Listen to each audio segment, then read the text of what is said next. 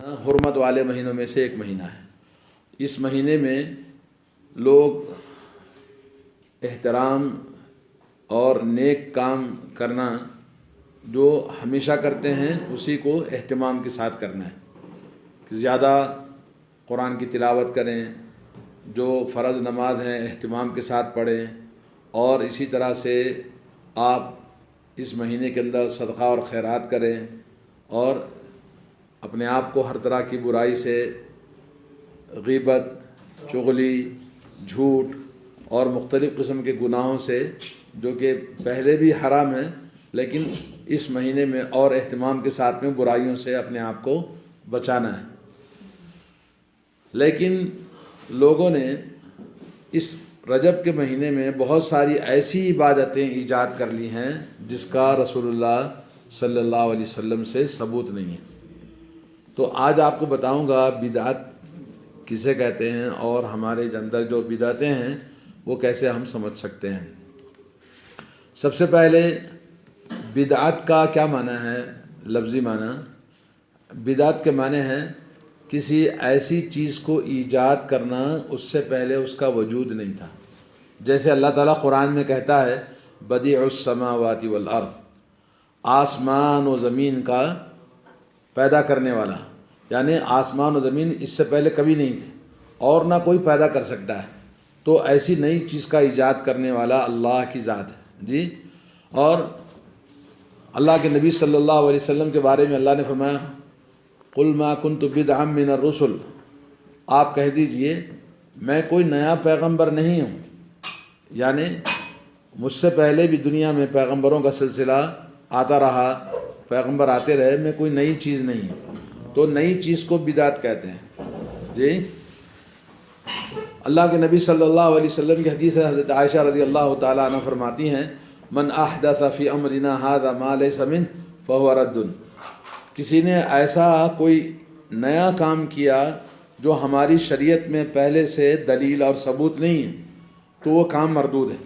یہ حدیث صحیح بخاری صحیح مسلم کے اندر ہے۔ صحیح مسلم کی ایک اور حدیث ہے من عمل عملا لیس علیہ امرنا فہو رد، اگر کسی نے ایسا کام ایسا عمل کیا جس کا ثبوت ہمارے شریعت میں نہیں ہے تو وہ کام کیا ہے؟ مردود ہے۔ مردود کے معنی اللہ کے پاس قبول نہیں کیا جائے، اسلام میں اس کا کوئی جگہ نہیں، اسلام میں اس کی کوئی جگہ نہیں، وہ قبول نہیں کیا جائے گا۔ تو رجب کے مہینے میں بہت سارے لوگ ایسی عبادتیں ایجاد کیے ہوئے ہیں جس کا اسلام میں کہیں ثبوت نہیں ہے، کوئی دلیل نہیں ہے، لوگوں نے بس اس کو اچھا سمجھا اور اس کو کرتے جا رہے ہیں۔ تو اس سلسلے میں آپ کو جو بات بتانا چاہتا ہوں کہ بدعت جو ہے وہ کتنے قسم کی ہوتی ہے۔ پہلی بات تو بدعت دو قسم کی ہوتی ہے۔ بدعت کتنے قسم کی؟ دو۔ ایک ہوتی ہے زبان سے، دل سے، جو عقیدے کی بات ہوتی ہے، کلمہ پڑھنے سے آدمی مسلمان ہوتا ہے اور دل میں عقیدہ، ایمان، توحید رکھتا ہے، تو ایک قسم کیا ہے؟ عقیدے کی بدعت، کہ آپ کا عقیدہ، آپ کی زبان ایسی بات بولتی ہے جو کہ اسلام میں وہ چیز نہیں ہے جی۔ اللہ تعالیٰ کے بارے میں، اسلام کے بارے میں عقیدہ اور زبان آدمی کی بدعتیں، نئی چیزیں، وہ جیسے اللہ تعالیٰ آسمان سے نیچے اترتا ہے، کچھ لوگوں نے کہا، معتزلہ، جہمیہ اور مرجئہ، مختلف فرقے ہیں اسلام میں پرانے، تو ان کے اعتقادات ہیں کہ ان کا عقیدہ یہ کہ اللہ تعالیٰ اترتا نہیں ہے، ایک ہی جگہ ہے۔ اللہ نے قرآن میں کہا کہ اللہ تعالیٰ کا ہاتھ ہے، انہوں نے کہا اللہ کا ہاتھ نہیں ہو سکتا ہے جی۔ اللہ تعالیٰ دیکھتا ہے تو اللہ تعالیٰ کی آنکھ ہے، انہوں نے کہا اللہ تعالیٰ کی آنکھ نہیں ہے، تو اس کا مطلب وہ کیا لیتے ہیں؟ دوسرا معنی لیتے ہیں۔ تو اس طرح کے عقیدے کے اعتبار سے، کہنے کے اعتبار سے ان کے اندر بدعت ہے۔ دوسری قسم ہے، وعلیکم السلام، دوسری قسم بدعت کی کیا ہے؟ اعمال میں، پریکٹیکل عمل میں بدعتیں ہیں۔ اب یہ عملی جو بدعات ہیں مختلف قسم کی ہیں جی۔ پہلے نئی ایجاد کرنا، نئے عمل کو ایجاد کرنا پہلی قسم جیسے رجب کی کیا ایجاد کیا؟ نماز. رجب کی نماز کو ایجاد کیا، رجب کے روزے رکھنے کو ایجاد کیا جی. اسی طرح سے صلاۃ الرغائب. صلاۃ الرغائب ایک نماز ہے جو رجب کی پہلی جمعہ کو پڑھی جاتی ہے مغرب کے بعد میں. اور اسی طرح سے معاجن. معاجن کے معنی رجب کے کنڈے. یہ سب نئی نئی ایجادات ہیں. اور شب برات. اور اسی طرح سے مرنے کے بعد میں 10واں 20واں چہلم اور ختم قرآن. ایسے مختلف قسم کے جو ایجاد کرتے ہیں، نئے نئے پروڈکٹ کرتے ہیں، یہ کیا ہے؟ اسلام میں حرام ہے. نمبر 1. نمبر دو کیا ہے؟ جو عبادت ہے مگر اس میں زیادہ کر دینا. جتنی عبادت پہلے سے ہے اس کو زیادہ کر دینا. جیسے وعلیکم السلام، قرآن پڑھنا تو ہے نا اسلام میں. قرآن پڑھتے ہیں، اللہ نے قرآن پڑھنے کا حکم دیا. نبی علیہ الصلوۃ والسلام نے کہا کہ جو آدمی رات اور دن ہمیشہ قرآن کریم پڑھتا ہے اس کی فضیلت ہے. اور قرآن پڑھنے والے کو اللہ تعالیٰ اتنا دیتا ہے کہ مانگنے والے کو نہیں دیتا. لیکن اس کے اندر فاتحہ لگا دیا، اس کے اندر ختم قرآن کی محفل لگا دیا، مسجد کے لوگوں کو پکڑ کے لایا، مدرسے کے لوگوں کو، بچوں کو پکڑ کے لایا، بولے سب کو 2 2 پارے دے دیا، بولے پڑھو، اور سب ملا کے بولا قرآن ختم کر دیا. اس کے بعد فاتحہ کرتے ہیں، مٹھائی کھاتے ہیں، حلوائی کھاتے ہیں، کھانا کھاتے ہیں. تو یہ سب قرآن ہے مگر اس کے اندر ایکسٹرا چیزیں لگا دی ہیں. اسی طرح سے نماز جو مقرر ہے اس نماز کے علاوہ ایکسٹرا نمازیں لگا دیا. جیسے ہمارے پاس 2 رکعت سنت، اس کے بعد 2 رکعت نفل بولتے ہیں نا، تو یہ ایکسٹرا لگا دیا. یہ کہاں سے لائے بھائی؟ 2 رکعت سنت 2 رکعت نفل. یہ نفل جو لگا دیا نماز میں اضافہ ہے جی. یا کوئی آدمی کہتا بھائی 4 رکعت پڑھنے کی نماز میں 5 پڑھوں گا، تو اضافہ ایکسٹرا کرنا. تو ایکسٹرا عبادات کو بڑھا دینا یہ بدعت بھی حرام ہے. اب اس کے بعد تیسری چیز ہے کہ عبادت میں جو طریقہ بتایا گیا ہے اس طریقے کو بدل دینا. جو طریقہ بتایا گیا اس طریقے کو بدل دینا. جیسے ذکر کرنے کا حکم ہے جی، مگر اس ذکر کو مختلف طریقے سے بدل دیا. جیسے ہاتھ سر کے اوپر رکھ کر نماز کے بعد کیا کرتے ہیں؟ دعا پڑھتے کہ نہیں پڑھتے؟ یہ کہاں سے لایا بھائی؟ بولے یہ بزرگوں سے چلا آ رہا ہے. تو رسول اللہ صلی اللہ علیہ وسلم سے نہیں ہے، اسلام میں نہیں ہے. تو کیا دعا پڑھتے ہیں ہاتھ رکھ کر؟ معلوم ہے کسی کو؟ ہاں نہیں کچھ اور پڑھتے ہیں، سمجھے نہیں؟ یہ جو ہاتھ سر کے اوپر رکھ کے نماز کے بعد پڑھتے ہیں نا، اب دیکھو تبلیغی جماعت کے بڑے بڑے مولوی لوگ بھی ایسا کر کے ایکٹنگ کر کے پڑھتے ہیں، ہے نہیں؟ تو ذکر کرنا ہے لیکن ذکر کرنے کا جو طریقہ ہے وہ غلط ہے، غلط طریقے کا ذکر ہے. اسی طرح سے بولے بھائی یا رزاق یا رزاق یا رزاق اتنے بار پڑھو تو تم کو روزی مل جائے گی، یا یہ کلمہ پڑھو اتنے مرتبہ تو یہ تم کا مسئلہ حل ہو جائے گا. اس طرح کی جو باتیں بتاتے یہ سب ذکر ہے، لیکن یہ ذکر غلط ذکر ہے جی. اور یہ اسلام میں دعائیں جو بتائی گئی ہیں، بولے یہ دعا پڑھو یہ دعا پڑھو، جو قرآن اور سنت سے جو دعا ہے وہی دعا پڑھنا ہے آپ کو. لیکن ابھی جیسے ابھی الیکشن چل رہا ہے تو بولے الیکشن کے لیے آپ یہ دعا پڑھیے. تو الیکشن سے دعا کا آپ کے کیا تعلق ہے؟ دعا کے بیچ میں سے کہیں ایک لفظ کٹ کر دیا، بولے اس کو اتنے مرتبہ پڑھو، 1000 بار پڑھو، 500 مرتبہ پڑھو جی. اسی طرح سے ذکر کو اللہ کے نبی صلی اللہ علیہ وسلم نے کہا کہ 100 مرتبہ لا الہ الا اللہ وحدہ لا شریک لہ لہ الملک ولہ الحمد وہو علی کل شیء قدیر. صبح میں کوئی پڑھے گا تو اللہ تعالیٰ اس کو شام تک کسی بھی قسم کا نقصان نہیں ہوگا سوائے موت کے جی. اور اسی طرح سے شام میں پڑھے گا تو صبح تک اس کو کوئی نقصان نہیں پہنچے گا. آپ نے یہ فضیلت بتائی ہے.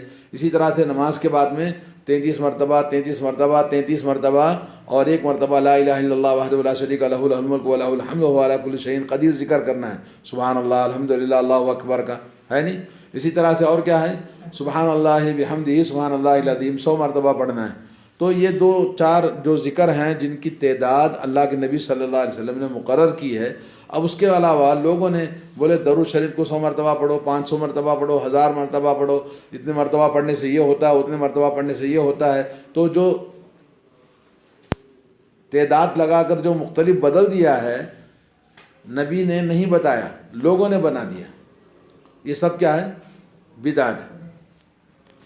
اور کچھ لوگ کیا ہے، جیسے حج عمرے پہ جاتے ہیں تو ایک آدمی تلبیہ پڑھتا ہے، لبیک اللہم لبیک، تو سارے لوگ اسی آواز میں گنگناتے ہیں. بدعت ہے. ایسا نہیں پڑھنا چاہیے، ہر آدمی اپنا اپنا پڑھنا چاہیے. لیکن ایک خاص آواز نکال کر، جیسے لا الہ الا اللہ، لا الہ الا اللہ، تو ایک آدمی بولتا ہے تو سارا لوگ حلقہ بنا کے، آپ نے دیکھا ہوگا ترکی کے لوگ کیا کرتے ہیں، حلقہ بناتے ہیں، مرد عورت سب ایک ساتھ بیٹھتے ہیں. جی وعلیکم السلام. عورتیں مرد ایک ساتھ بیٹھتے ہیں اور بیٹھ کے آواز میں جھومتے ہوئے ذکر کرتے ہیں. اور خانخواہ صوفیوں کا ایک وہ ہوتا ہے عبادت گاہ، امام باڑے معلوم ہے، شیعہ کی امام باڑے ہوتے ہیں. اسی طرح سے صوفیوں کے خانخواہیں ہوتی ہیں. صوفیوں کے خانخواہ میں وہ قسم کا ذکر کرتے ہیں اجتماعی طور پر، اللہ اللہ اللہ ایسے کرتے ہیں. جیسے شیعہ یا حسین مارتے ہیں، تو یہ شیعہ جو ان کا طریقے پر دوسرا خانخواہ کے اندر یہ لوگ اس طرح کا ذکر کرتے ہیں. تو یہ سب کیا ہے؟ بدعت ہے. چیز تو اصل ذکر ہے، لیکن ذکر کو بدل کے انہوں نے اس طرح کے مختلف قسم کے کوالٹی بنا دیا، کوانٹیٹی بنا دیا، اور نیچے اوپر لگا کر اس کو خراب کر دیا. تو یہ سب بدعتیں ہیں. جی. اور اللہ کے نبی صلی اللہ علیہ وسلم کی بعض سنتوں پہ سختی سے زبردستی کرنا، جیسے ٹوپی ہے. بعض لوگ ٹوپی گھر میں بیٹھے ہوئے ٹوپی لگا کے رہتے ہیں، ہے نہیں؟ نماز میں ٹوپی لگا کے بغیر کوئی آ گیا تو ناراض ہو جاتے ہیں. حالانکہ ٹوپی لباس ہے، لباس کا ایک حصہ ہے. سنت کا نام دے کر جو اس کو سختی کر دیں، نبی علیہ الصلوۃ والسلام سے جو بھی چیز ریلیٹڈ ہے وہ سنت ہے. لباس سنت ہے. کیسا لباس؟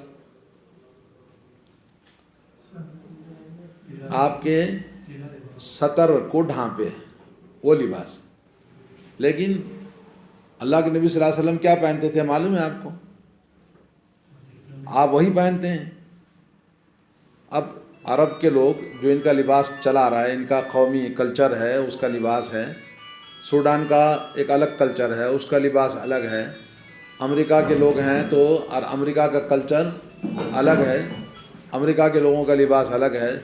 اور پاکستان ہے تو پاکستان کے کلچر کا حساب سے وہاں کا لباس الگ ہے. تو ہر قوم کا لباس الگ الگ ہے. تو عرب کے لوگوں کا لباس، کیونکہ آپ کو پتہ ہے یہاں پر ڈسٹ بہت آتا ہے، تو وہ لوگ کیا کرتے ہیں، ٹوپی پہنتے ہیں، ریت دھول ان کے اڑے نہیں. اور دوسرا ہے کہ وہ ابھی جیسے آپ یہ دیکھتے ہیں شماغ ہے، یہ پہنتے ہیں. کیا نبی کے زمانے میں شماغ تھا؟ نہیں. تو یہ قومی لباس ہے، اس کو کیا کر دیا، سختی کرتے ہیں.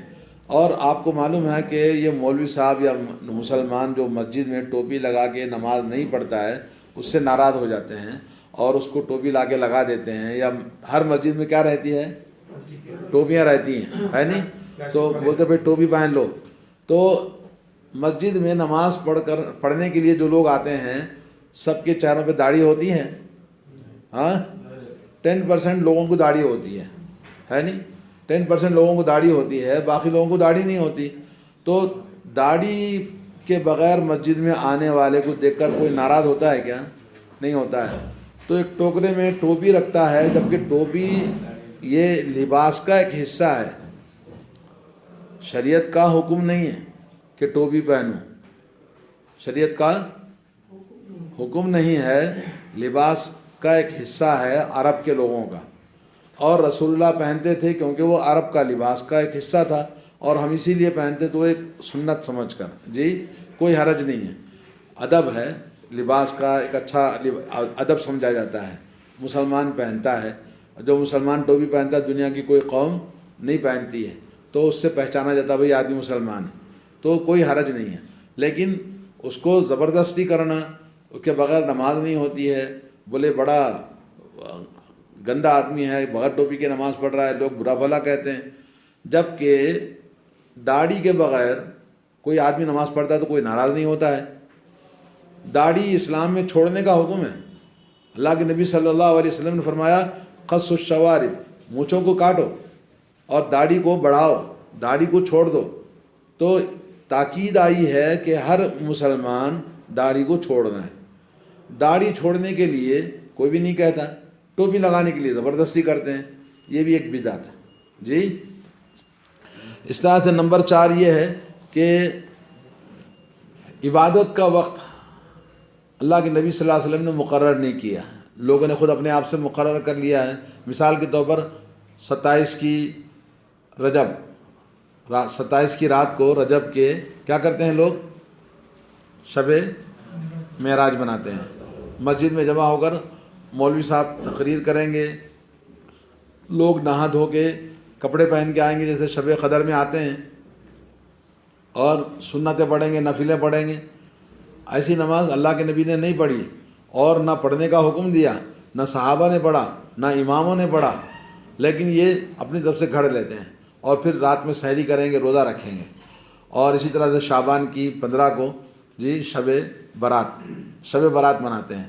شب برات بھی راتوں میں جاگنا، قبرستانوں کو جانا، مردوں کی عید کہنا جی، اور اس رات میں فاتحہ دلانا، اور اس رات میں نفلیں پڑھنا، اس رات میں قرآن کی تلاوت کا اہتمام کرنا، اور 2-3 روزے رکھنا، یہ سب کیا ہے؟ بدعت ہے. تو عبادتیں یہ سب جتنی بھی بتائی آپ کو سب بدعتیں ہیں. ایسی بدعتیں جس کے بارے میں اللہ کے نبی صلی اللہ علیہ وسلم نے ہمیں بہت ڈرایا ہے. اور آپ جمعہ کا خطبہ سنتے ہیں، جمعہ کے دن ہر